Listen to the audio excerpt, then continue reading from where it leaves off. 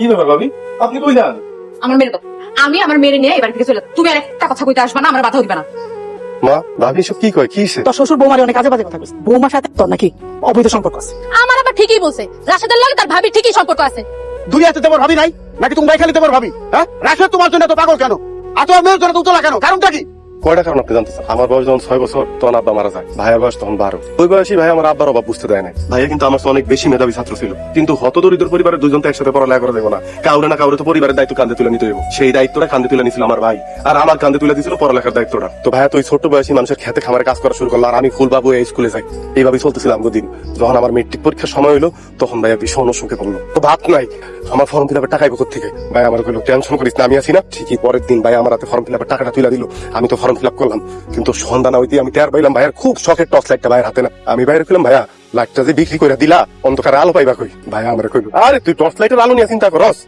আমি তো স্বপ্ন দেখি আমার ছোট ভাই এমন ভাবে আলোকিত হইব একদিন, যেই আলোয় আমগো অভাব দূর হয়ে যাবো, আমগো গ্রাম, আমগো সমাজ তথা আমগো দেশ আলোকিত হইব। আমার মধ্যে জিত চাইবা বসলো। আমিও দিন রাত পড়ালেখা করলাম, দেশের সর্বোচ্চ বিশ্ববিদ্যালয়ে পড়ালেখা করলাম, কিন্তু যখন মাস্টার্স পরীক্ষা দিই তখন দেখি আমার শরীর আমার কথা শুনতেছে না। ডাক্তারের কাছে গেলাম, ডাক্তার আমার জানাই দিল যে আমার 2টা কিডনি ড্যামেজ। কিন্তু হতাশ হইলাম না, কারণ জানি যে আশা দেখানোর মতো একজন দেখানো পয়সা আছে। আমি বাইরে জানিলে আমার কাছে ছুটে গেল। তাই আমার তার মাথায় হাত রেখে শপথ করাইলো, খবরদার এই কথা দুনিয়ার কাউরে করতে পারবি না, এমনকি তোর ভাবিও না, মারেও না, তারা কষ্ট পাইবো। আমি সেই দিন দেখলাম একটা পুরুষ মানুষ কেমনে কান্না করতে পারে।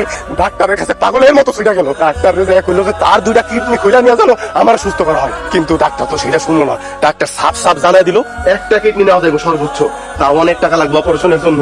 ভাই আবার গ্রামে ছুটে আসলো, মানুষের কাছে আত্মহত্যা শুরু করলো যে আমি ঢাকা শহরে ব্যবসা করবো, আমার টাকা ঋণ দেন। মানুষ তারা নানান কথা শুনাইলো, কিন্তু ভাইয়া কাউর আসল কথাটা কইলো না। টাকা নিয়ে যখন ভাইয়া ঢাকা গেল, অপারেশন থিয়েটারে ঢুকার আগে আমি ভাইয়ার হাত চাইকে ধরলাম, ভাইয়া এত বড় পাগলামি করতাস, যদি তোমার কিছু হয়ে যায় ভাবি রেখে দেখবো, মুখ তার কি হইব? ভাইয়া আমার দিকে হাসি কইলো, আমার কিছু হইব না, আর যদি হয় তুই পারবি না। আমার শেষ স্মৃতি চিহ্ন দেখা রাখ, আমার জবান দিয়ে কোনো কথা বাইরে এলো না। অপারেশন থিয়েটার থেকে তো আমি ভাইয়ের একটা কিডনি নিয়ে ঠিকই ফিরাইলাম। তুই সারা জীবন অমানবিক পরিশ্রম করা ওই ক্লান্ত শরীর নিয়ে ভাইয়া আর ফিরাইলো না, ফিরাইলো ভাইয়া লাশ।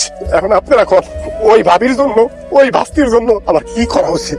আমার উচিত না ভাইয়ের কবরের সামনে জায়গা কোয়া, ভাইয়া তুমি কবর থেকে উঠে আসো। ওই কবরে তো তোমার থাকার কথা না, ওই কবরে তো আমার থাকার কথা।